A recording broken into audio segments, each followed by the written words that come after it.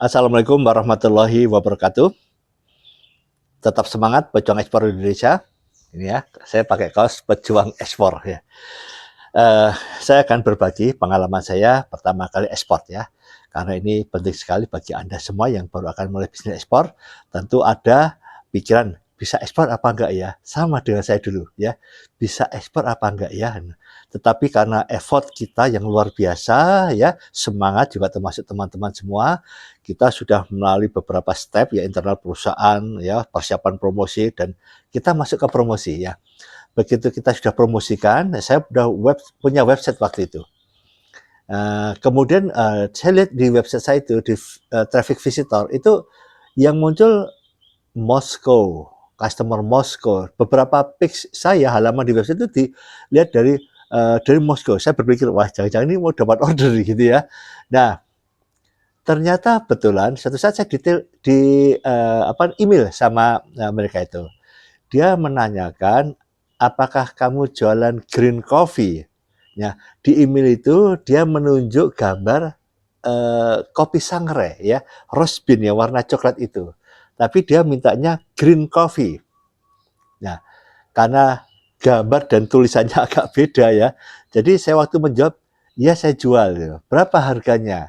Saya jawab 150.000 per kilo. Karena apa? Karena saya nunjuk gambar roast bean-nya itu ya, dalam bentuk sangrai. Ya.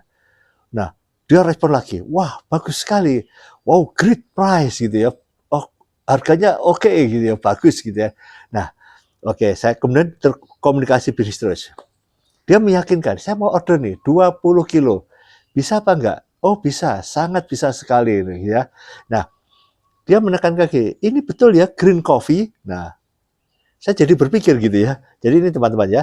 Jadi kalau ada keraguan-keraguan, Anda boleh reconfirm kembali ya terkait dengan bisnis. Jangan sampai salah kirim ya, salah menerjemahkan dan lain sebagainya. Anda boleh tanya-tanya. Saya juga gitu. Saya tanyakan ke teman-teman di dunia perkopian. Ini green coffee ini apa yang dimaksud gitu ya. Semua teman bilang, oh ini green bean, kopi mentah ya. Oke.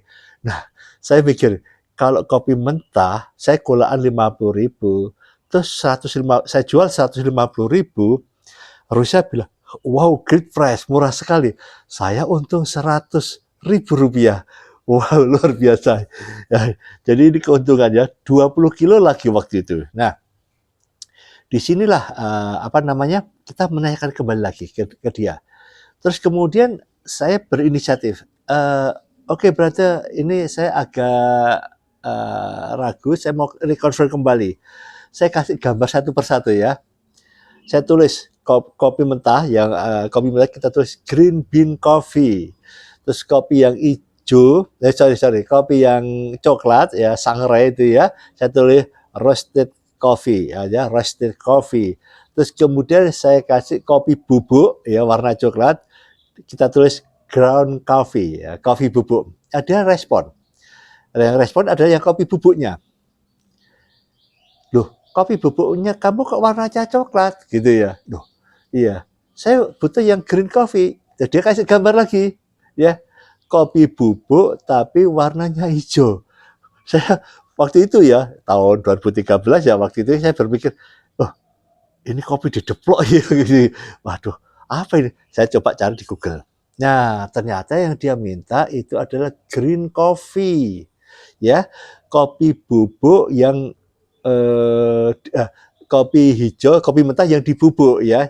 Jadi di situ kopi itu untuk diet waktu itu tahun-tahun 2013-2014 itu tren ya, kopi mentah ya, kopi mentah dibubuk untuk diet katanya begitu. Nah, aduh saya langsung lemes ini, gagal ini.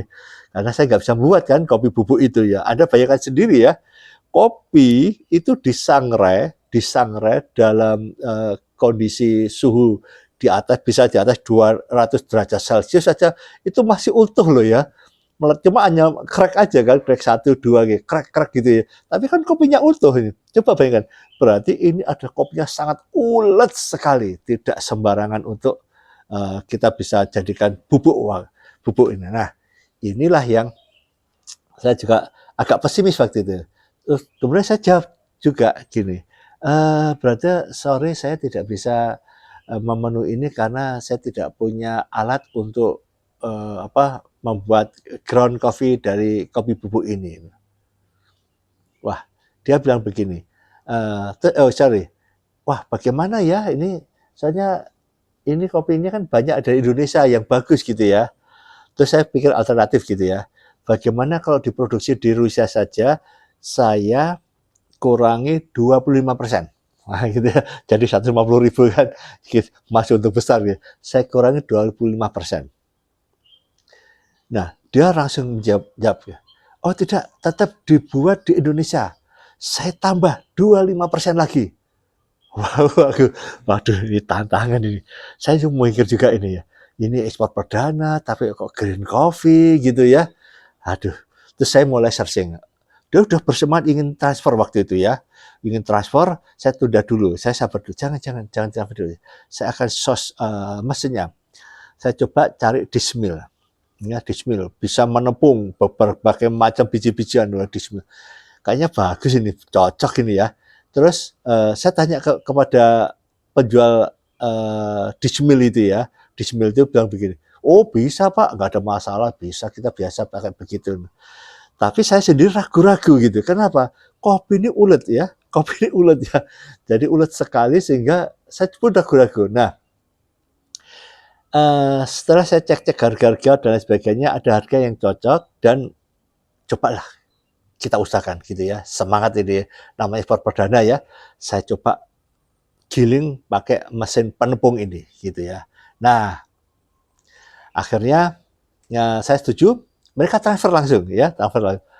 Berapa US dollar ya, saya lupa itu ya. Kalau nggak salah sampai 1.000 lebih ya waktu itu ya. Terus transfer, saya minta waktu karena ini sesuatu yang baru. Dia oke, sabar saja, mereka sabar aja. Saya cari mesin itu dan pada saat itu saya kebetulan ada di Jogja dan ada mesin murah di Jogja, dismill itu ya. Saya sudah kontak waktu itu di pasar Bringharjo ya, Bringharjo itu. Nah, saya ke Jogja juga waktu itu, terus saya bawa kopi mentah gitu ya. Saya temui orangnya, dia bilang, oh bisa Pak, bisa. Mesin saya sudah di ini, mesin dismillnya sudah dipak-pak ya. Terus di pasar itu, di pasar Bringharjo itu ada mesin penepung juga ya. Di situ yang biasa ngelepung macam-macam kopi gitu ya, macam-macam apa, bukan kopi ya, macam-macam komoditi lah yang dijadikan bubuk ya, jagung dan sebagainya. Terus saya samperin itu pengusaha dismill itu, Pak, saya mau giling kopi mentah ini Pak, 10 kilo. Oh iya ya, yes. Anda jenengan ya, jenengan tinggal jalan-jalan ke situ, ke kerajaan, ke istana atau apa gitu, mau jalan-jalan. Enggak Pak, saya tunggu aja. Enggak apa-apa, tinggal aja Mas, gitu ya. Jadi pihak penepung itu bilang tinggal aja, enggak, saya tunggu aja. Cuma saya itu mikir, ini kopi ulet, mampu enggak ya? Dan itu mesinnya gede banget, karena memang untuk untuk usaha ya. Nah, giliran saya ya langsung 1 kilo dimasukkan di alatnya yang gede itu, penepung itu, blong gitu ya. Apa yang terjadi ya? Setiap sekian detik itu listriknya jeglek, jeglek mati, jeglek mati. Dia juga penasaran juga, nggak bisa terus gitu, dikurangi lagi, jeglek, nggak bisa ngancurin kopi 1 kilo itu, ya 1 kilo. Yang antri penepung itu banyak ya, yang mau nempukan itu. Saya juga menyadari kondisi ini sulit ini. Itu mesin yang ukuran gede ya. Padahal saya beli ukuran kecil, yang sekiloan gitu ya. Saya gitu, waduh nggak bisa ini, ulet sekali. Terus saya bilang, Pak udah nggak apa-apa, nggak usah diterusan ya.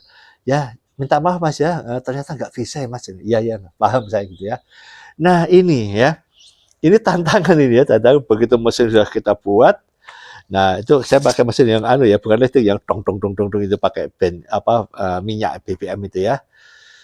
Nah, saya pulang waktu itu saya tinggal di Depok ya, di Depok. Jadi kalau penghuni komplek itu sudah berangkat kerja gitu, saya mulai giling gitu, giling mesin. Order pertama kali green coffee, green coffee. Saya masukkan 500 gram, langsung macet, langsung macet ya. Terus bahkan ada yang macet tapi ngotot itu sampai panas itu mesinnya, karetnya itu sampai muter-muter gitu. Saya mikir, ya Allah, order pertama kok susah sekali gitu ya, pertama kali. Saya giling. Akhirnya ketemu ya. Kopi itu akhirnya saya sedokin satu persatu. Saya sendok, saya giling, gluk gluk gluk gluk gluk gluk, gluk. Keluarnya itu masih kasar-kasar. Saya sedokin lagi satu-satu ya. Saya sendok. Jadi sendok habis, satu sendok gitu. Saya mikir, waduh order ini berat ini aku gitu. Moga-moga besok gak order lagi gitu. Habis saya sendok, kan sudah hancur-hancur, saya masukkan ke mesin grinder, saya lembutin lagi. Ya, ya. Oh ya, sebelum mesin dismil itu, saya beli mesin penumbuk itu yang dari besi itu. Saya coba kekuatan tumbuhan ini bagaimana. Itu saya beli di Pasar Senen ya. Jadi kopi itu hanya 100 gram saya tumbuk tuk tuk pakai alum apa dari besi itu. Tuk. Saya mikir ini baru 100 gram aja bisa dempal ini otot ini ya. Ya karena untuk order 120 kilo ini cepat sekali. Jadi akhirnya itu pakai dismil itu ya. Dari dismil saya masukkan grinding, terus kita ayak lagi supaya agak lembut gitu ya, lembut. Nah, terus gitu. Nah, itu yang saya lakukan ya, saya ayak sehingga saya kumpulkan ya, itu berhari-hari, 20 kilo itu berhari-hari ya. Karena itu beberapa step ya, saya mikir berat ini kalau dapat order lagi ya gitu. Jadi doa saya jelek gitu ya, semoga nggak order lagi nih ya. Nah, saya apa namanya, saya kemasi satu persatu gitu ya. Terus saya kemasi dalam bentuk kiloan. Nah, kiloan karena ini 20 kilo, saya kirim 10 kilo dulu, 10 kilo dulu ke Rusia. Nah, kemasannya saya itu namanya ekspor ya. Saya kemasannya itu pakai kemasan sekilo tapi yang mahal. Waktu itu bentuknya craft ya, yang craft itu sekilo Rp6.000 ya. Terus dia kirim labelnya bahasa Rusia semua, labelnya cuma ada tulisan made in Indonesia gitu aja, pakai bahasa Rusia. Terus 1 kilo kita tempelin semua. Nah, tantangan yang kedua itu adalah kopi ini adalah barang-barang yang dibatasi ekspornya waktu itu. Jadi kalau ekspor kopi harus punya izin ekspor kopi. Nah, ini yang jadi tantangan kedua. Saya coba ke apa namanya, DHL nggak bisa. Mana Pak izin ekspor kopinya? EKS eksportir kopi sementara. Ada surat persetujuan ekspor kopi. Saya nggak punya. Akhirnya saya masuk ke EMS, kantor pos di daerah Fatmawati. Nah, dia nggak tanya apa-apa, langsung apa Pak isinya? Kopi. Kopi kita kirim. Harganya berapa? Dicantumkan di situ. Terus terkirim. Alhamdulillah, customer merespon. Sudah terima kopinya gitu ya, yang 10 kilo. Oke, coba packagingnya ini jelek gitu ya. Wrinkle ya, karena craft ya, jadi wrinkle. Bisa nggak diganti? Oke, saya ganti. 10 kirim. 10 kilo selanjutnya saya beli kemasan aluminium foil yang harganya Rp600 ya. Yang kemarin itu 6.000 per kilo, ini Rp600 per kilo. Saya kirim lagi ke EMS lagi ya, karena tanpa ada izin ekspor kopi, kirim lagi. Dia bilang, wow, ini kemasannya bagus ya. Bayangkan ya, yang satu 6.000 dikomplain, yang kemasan Rp600 ya tidak dikomplain. Wah, ini kemasannya bagus gitu ya. Nah, di situ. Nah, jadi akhirnya kopi itu terkirim ke mereka semua. Cuma yang menjadi pertanyaan saya, dan saya juga tidak berharap dapat order lagi gitu ya dari dia yang green coffee itu, karena apa? Kopinya itu nggak hijau, ya, karena digiling itu memanas gitu ya, memuai. Jadi apa namanya, nggak ada warna hijau ya. Saya nggak tahu kalau ada warna hijau itu dari mana. Itu karena itu di penepung kan panas ya, di panas itu akhirnya kopinya warnanya ya warna putih gitu ya, putih gitu ya. Terus katanya untuk diet gitu ya, makanya saya coba juga ya. Saya coba kasih baju panas, terus saya rasakan ya jangan diulangi lagi gitu ya. Ya sama seperti itu apa, minum apa, air panas dikasih rumput gitu ya, rasanya seperti itu ya. Itu katanya untuk diet itu ya, lebih baik minum kopi biasa. Nah, itu pengalaman saya ya. Jadi akhirnya saya order pertama kali dari Rusia, dibayar tunai 100%, totalnya kurang lebih $1.000 gitu ya. Terus dan itu kejelekan saya tidak ingin dapat order lagi dari green coffee itu ya, karena saya sangat stres ya memikirkan giling kopi itu ya.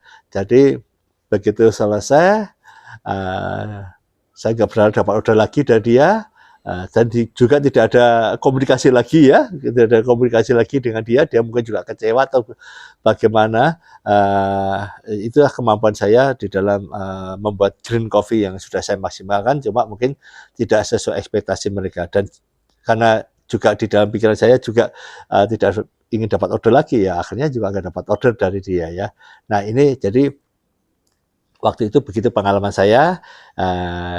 Ini Anda harus semangat ya, mulai bisnis dulu yang ekspor yang kecil-kecil, dan kita harus think big, berpikir besar bagaimana caranya bisnis ekspor kita itu bisa lebih besar volumenya ataupun nominalnya. Tetap semangat, ayo ekspor. Wassalamualaikum warahmatullahi wabarakatuh.